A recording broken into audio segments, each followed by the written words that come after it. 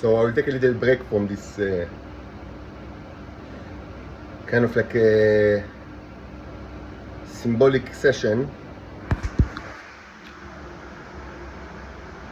We see all sorts of symbols here. Earlier we've dealt with, Matok Matok, Yigal Bashan. We had the Chai of Rachaza in the Eurovision in 1983. We had Givat Khalfon Ena Ona, the title song. And now Batman Forever, which from my perspective deals with the Americans above all. And it was quite a lengthy session. And as I've said, the Cherubs and the Neros, they don't do things over one night. They do things continuously, and there are many reasons for that. We, simple people, many times want to be delivered in a moment. Eshuvat Hashem ki eref ayin, but this is not always best for us. It is much better to have it in a continuous way and gradual way, as exemplified, of course, in the paradigmatic example of Exodus with the plagues. The reason for that is, there are many reasons for that, but first of all, the person that is being saved, or the group, if it's done in a momentary way, they many times they do not believe that actually, they are saved, and they get back to their captures because they are afraid that, it was just like, a glitch in reality. So they need to get used to the idea that deliverance actually arrived, and it takes time for them. And it's just as important for the tormentors, the subjugators, the slave owners, to be perished gradually. Because if it's done like in a moment, in one hit of an asteroid, that might eventually, it can be, of course, end with such a blow. But if it starts with that and ends with that, those that are left alive, and there are always those that are saved among the tormentors. They many times think that yes, we are, the gods couldn't kill us, and we are better than everybody. So now let's take revenge on our slaves. And if it's done in a gradual way, they lose this kind of motivations many times. So we will not finish tonight, and although I'm not a Superman, I have my own limitation of how much I can stand this kind of like symbolic artistic performance. What I would like to do now is to use this break to send a message to what I call the white race, specifically Europeans. Specifically strong Europeans, and above all the British, the French, and the Germans, above all, because they are the strongest. This message will not be entirely negative.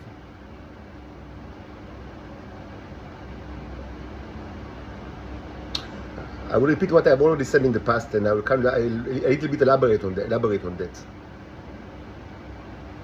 You have done a tremendous mistake, historical mistake, during the decades after the Second World War and up until now, to relinquish your national security to the hands of the Americans. It's not only a mistake; it's an immoral mistake of the first degree. You have no right to do so. Who do you think are the people that actually, manage the huge military force? Who are the people that are always, throughout history, that were always stood like in the spearhead of huge militaries? You can be certain, almost by definition and certainly by experience, that they are the scum of the earth, the worst people. And you've known about the Titans. It's not like a new issue to you. You're strong enough. That's why it's another reason why I direct this message to you. You're strong enough, and you have your ways in, among the nuclear nations, among the strong nations. So you've known like what's going on. And Germany, of course, it's a good example of a nation that during the 80s have actually done something that is exemplary. that they stopped their nuclear cores, and of course it came with a price. It's not it wasn't free, and I spoke about it in this channel. It's not something that happens every day that governments shut down power plants or do not extend the natural lease, and I've spoken about it already in the utility scale Nero's video, so I'll not repeat myself. So, but they have this fact in itself, it's both says something good about the German, but it's also another proof that they know what's going on. So in kind of it's mostly stands for their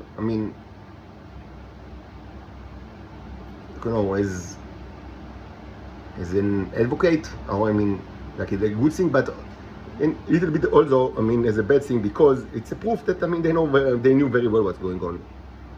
And in general, they decided that they are now pacifistic, not like presumably in the past. So it's okay that Americans will actually be the ones that are doing the sword fighting. But you should have known what's the implications, and it's going to be horrible, not only to me and to Titans, but also to Palestinians and people that are used as as blood bags, or donors, living donors of organs without without their permission and without them being able to do anything at all. And you should have known that the people that will use it are both the Israelis and the Americans. And the first step to prevent it was actually should have done long ago, which means to be independent from security purposes. From the security aspect. Presumably the British have the Trident. Presumably they are still strong, but power that is not used is forces that are not used are not forces at all. Who knows if they really exist? So what you've done actually, this is not only true to the three of you, but you are very strong and rich, and you have you had your ways to understand for certain exactly what's going on.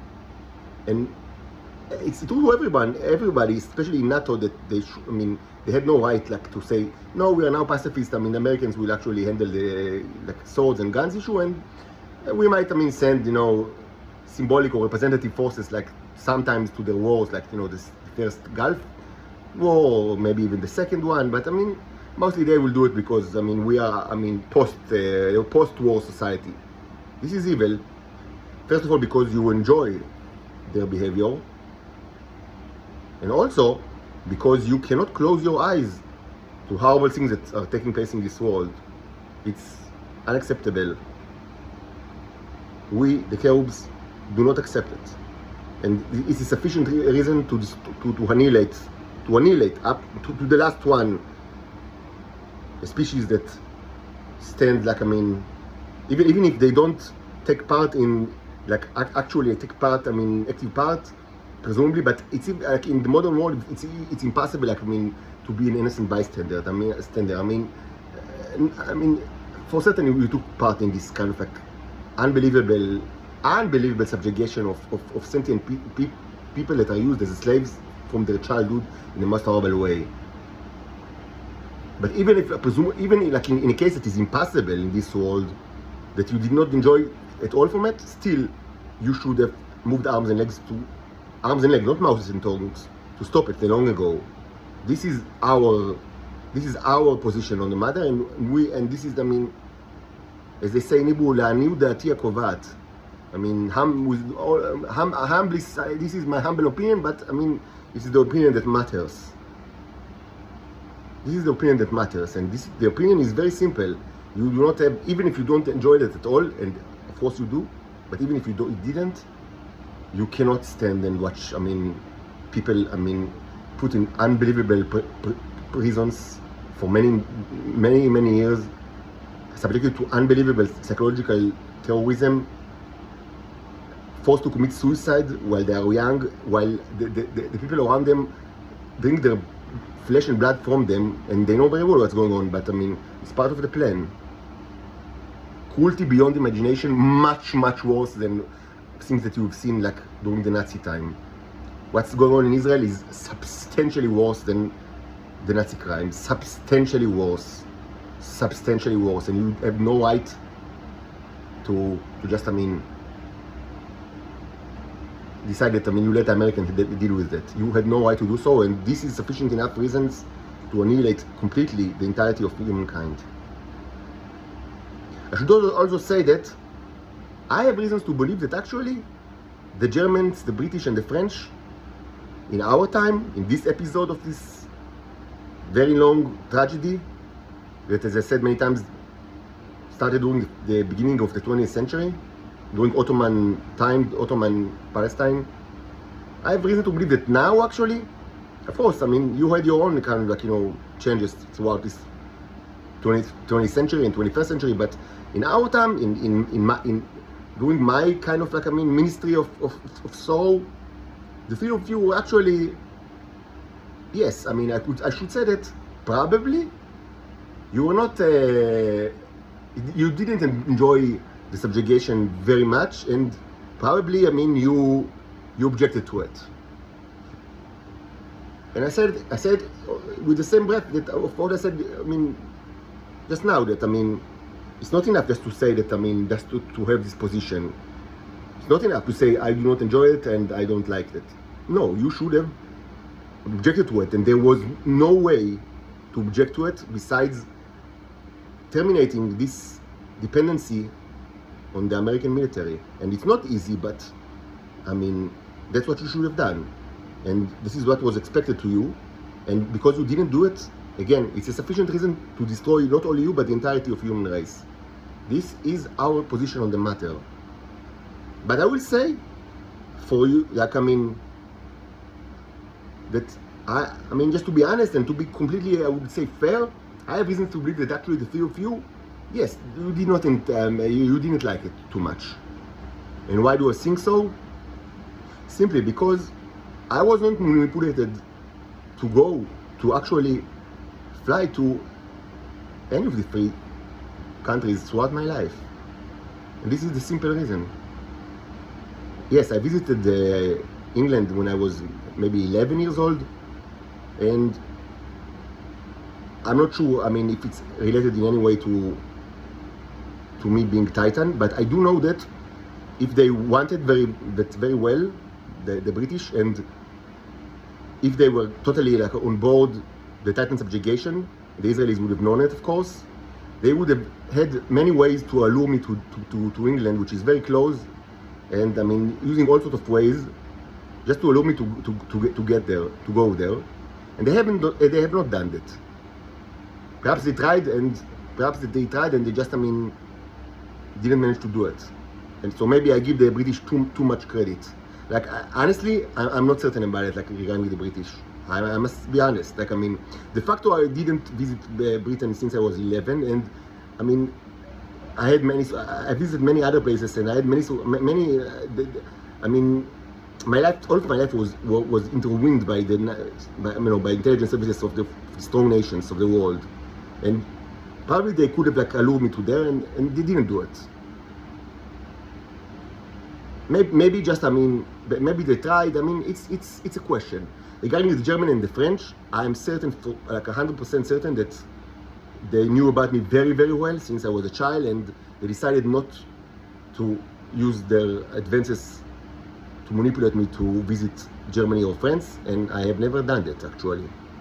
And I visited quite a bit of places in several continents, and again, there were many ways to get me to all sorts of places.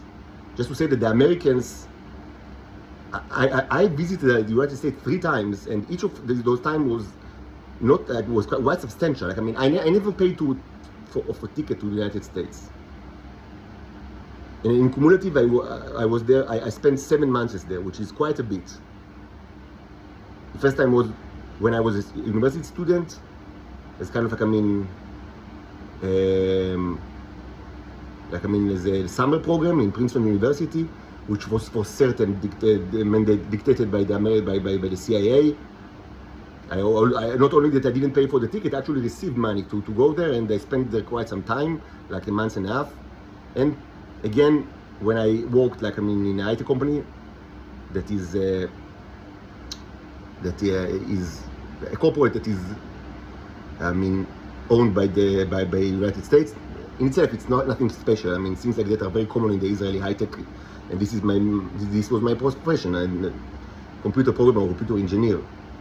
But yes, I mean, for certain, they allowed me to go there 2 times, and each time I spent, I mean, again, not only that they didn't pay for the ticket, actually received quite a bit of money. I mean, in addition to the salary. And so I spent there, I mean, and then the 3rd time I was accompanied with my soon-to-be wife, that of course has American citizenship. But let's not get too much into my own history. I spoke about it in the past.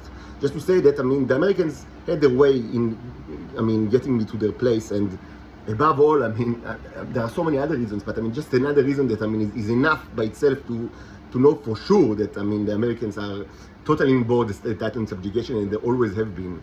Because if they had any problem with it, or if they, I mean, the Israelis, I mean, would never like let it happen, and it was very easy for the Israelis, I mean, not to let it happen. It was extremely easy that it will actually not happen. But I mean, the Israelis, I mean, they exert their influence, I mean, specifically so it will happen, and of course with the help of the Americans. And as I said many times, I spent 7 months over there. So I mean, on American soil, and I walk. I mean, and I didn't hide like, you know, in the bayou, like in, I don't know, Louisiana. No, I mean, I spent time in New York, in Princeton, like in New Jersey, and the West Coast. I mean, in Las Vegas. Many people knew me. Many people worked with me.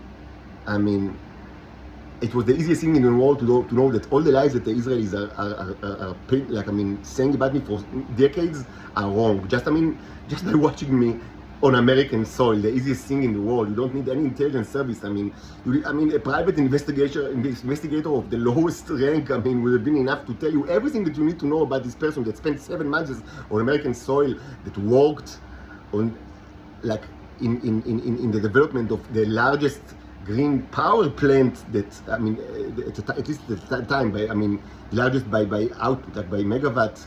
I mean, quite like, I mean, you know, even a sensitive American installation. They had all the information in the world to know exactly who I am and what I am, and that everything that the Israelis ever said about me is a lie. But of course, the Israelis were never afraid that they will know that it's a lie, because this lie was always painted by the Americans just as it is painted by the Israelis, because the two are intertwined. As I said many times, the Mossad is an American-Israeli body, and their expertise is in painting and animation. So there was no fear that, I mean, the Americans will discover anything about me, because they already do everything which there is to know. That in itself is, I mean, is a sure proof that, I mean, the Americans were and are always part of this conspiracy against me. But of course, there are so many other reasons. But there's a negative picture of this. I would say that probably, almost certainly, the Germans and the French were not on board this conspiracy against me. That's why they couldn't, like, allure me to their place, because probably the Israelis never allowed that. But I mean, that in itself says something, because why wouldn't they allow it? They like money. And of course, every time I go somewhere, it was, I mean, people are drinking my blood and eating my flesh. And of course, it always, I mean, someone always reaps the benefits. I mean, gets money for sending me to a place. This was always like that, and it's still like that. Just to say, now I'm under trial for almost a year for a crime I didn't commit. Everywhere I go, which is, I mean, social worker, I mean, or prison, arrest, hostel, I mean, for like substitute for arrest. Of course, people always get money. I mean, like, I mean, for me being stayed in these places, so people will be able to drink my blood. Of course, I never get a shekel, only advices. Only advices and diseases, endless diseases. But all of that was already discussed. The key point now is to say that, yes, the fact that I did not visit Germany or France never actually stands like, of course, as kind of like an advocacy of them. And regarding the British, I admit I don't know everything. It's a question. Because yes, I visited Britain like when I was a child, and as you know very well, they drink the blood of children as well. When I say they, I mean everybody that are part of the Titan subjugation. My children, they're now 7 and 8, and people do it to them in Shoam, like where they live, and they've done so like for a couple of years. They do it even to babies in Israel and or most probably abroad as well. So maybe it was also part of like a British conspiracy against me. I don't know. My estimation is not, because it was very easy for them to get me in there. I mean, under some pretense throughout my life, and they didn't do it. Again, maybe because the Israelis did not agree. But why? Why shouldn't they agree? Because they don't want to expose me to the British, because, or the French or the German, because they are not, I mean, on board the conspiracy, at least not entirely. Otherwise, they would have done it, and of course, received mammon, received money for that. So, regarding the British, I'm not entirely certain. It should be said that, I mean, there was some kind of like negotiation regarding all sorts of like, I mean, remote negotiation regarding some kind of like jobs in England. I mean, so maybe it was, yes, maybe, I give credit here to the British that they do not deserve, perhaps, I don't know. Maybe it's just, I mean, because of like lack of competency or lack of communication, proper communication with the Israeli intelligence, they couldn't manage to allure me into this to England as a result. Maybe. My intuition is actually to be lenient enough to say that no, probably it's not. I mean, first of all, de facto, I didn't visit England since I was 11. And it was very easy to invent like a pretense for me to get there. As I said, I visited many countries, many places. So I would like give like the benefit of the doubt to the British here, and certainly, I mean, I would like put it like as a good point for the French and the Germans. But this is, I mean,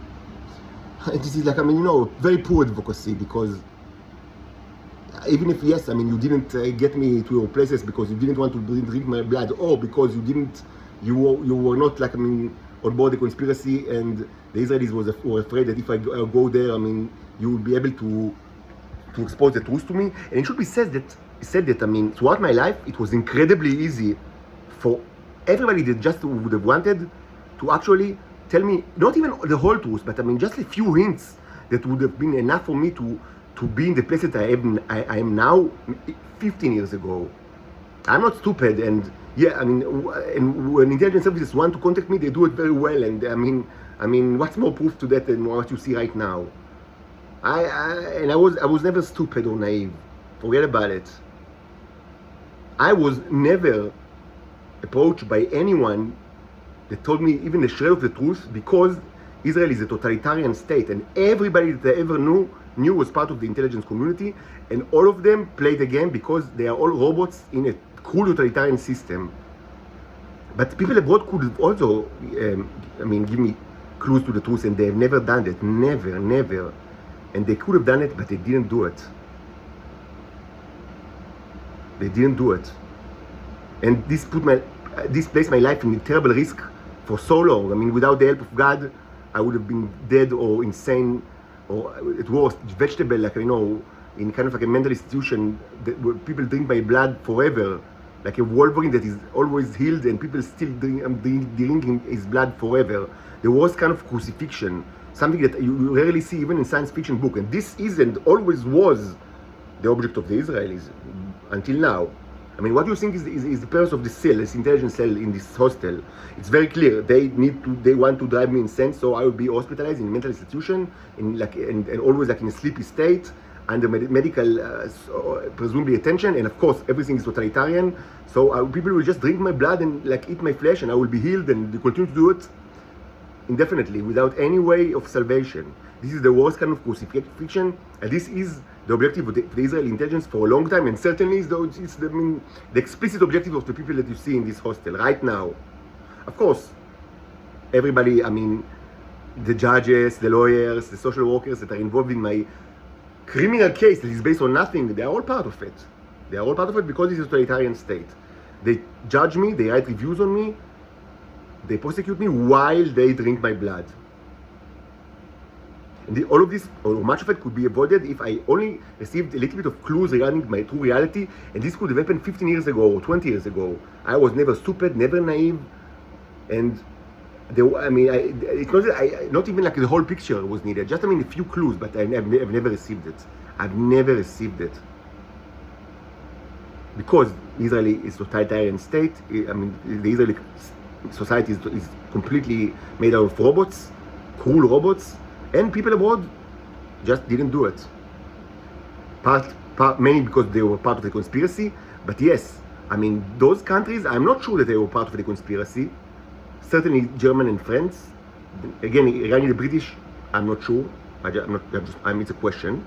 But what they didn't do is to tell me the truth or give me hints to the truth. And it's not that difficult.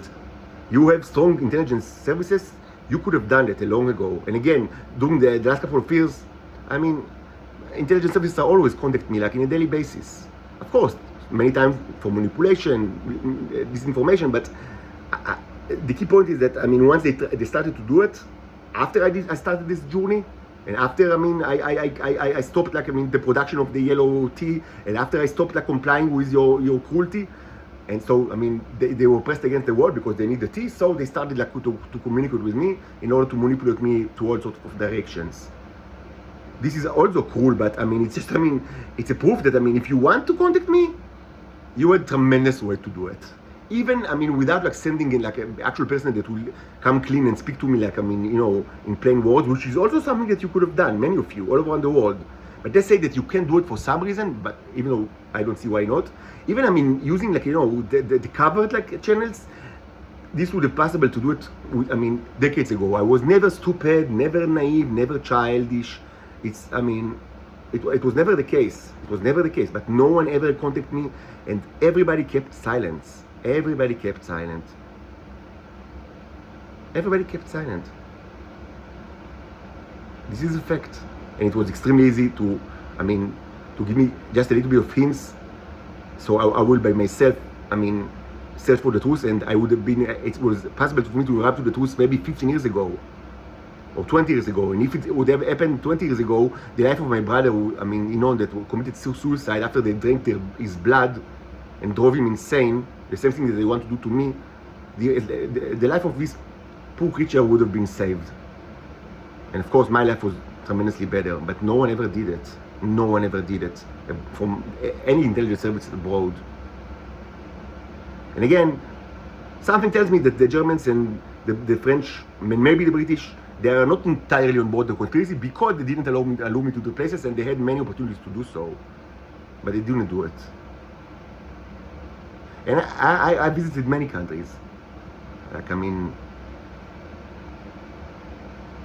Europe, in South America, in Asia. It's not like, I was always like a traveling person, by my nature. I like to travel, I like to hike, and I've done so in many, many places. And I'm certain that every place that I ever went to, the intelligence agency in this place were completely on board the conspiracy and completely cooperated with the Israelis. And the listing is long, from Italy to Greece to Thailand, Argentina, Chile, Brazil, Hungary, the Czech Republic. Did I mention Italy? Yes.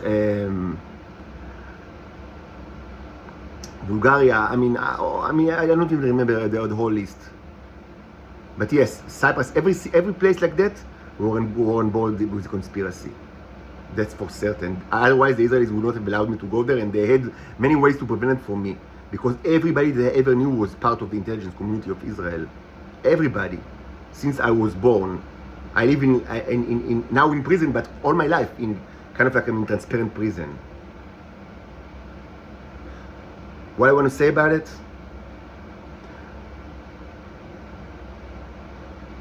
I'm not sure regarding the European nations, the strong ones. I'm not sure what will be their fate. Israel is going to be not only destroyed, but left as a desolation. There will be nobody here. Nobody. Maybe just me and the Titans, but no Homo sapiens. This will be an empty place. And the Americans I mean, it's going to be a long war. I don't know if war is the correct, term, because there is nothing that they can do. They will just, sustain the damages that will, be mounted on them for many, many years. The Caribs will never forget what happened, and they cannot be spinned. They cannot be, it's impossible to conjure a new narrative that will make them forget like the older narrative. All this bullshit this is human bullshit that is entirely irrelevant for species that lives for thousands of years and are totally, they don't even care about such things. It's impossible to, it's impossible to change the course of history now. They started a war, you started the war, the Americans have started a war with the Caribs, and they will retaliate, and this will take years. And eventually the United States will not only be completely in ruins, the land itself will be different. The geography of the United States will be different, the geology of the United States will be different. But I can't say that I know for certain what will happen to any state in this world. I do know that the ones that are with the most prominent question mark that is hovering above them are the strong European nations. Because, they are part of the subjugation. They are strong, eminent consumers of radioactive energy. They are, they are friends of Israel and they support Israel with their exploitation. So there are many reasons why the Caribs will just, destroy all of Western Europe for certain, and other countries as well. But maybe they will spare some. And again, the only kind of course that I see now for these European nations to maybe change their fate from complete destruction like the United States to partial destruction, the only course of action is to stop entirely any movement of mouse and tongue. I said it a lot in this channel and even before that, but it's true, and it's now truer than ever. If you want any kind of probability of that some of your offspring will be alive on this earth, you first of all need to stop any movement of mouses and tongues, because this is going to destroy your future. You have to stop it, and you need to relearn how to move arms and legs now. You need to stop any kind of cooperation with Americans regarding defense and security. This is difficult, but this is the only course of action that perhaps will allow some of you to survive. I tell you the truth. For the Western European countries, this is, it's incredibly difficult, but this is the only thing that you might be able to do to be partially saved from calamities that are beyond your imagination. To stop any movement of mouths and tongues, and to relearn quickly, super quickly, how to actually move forces.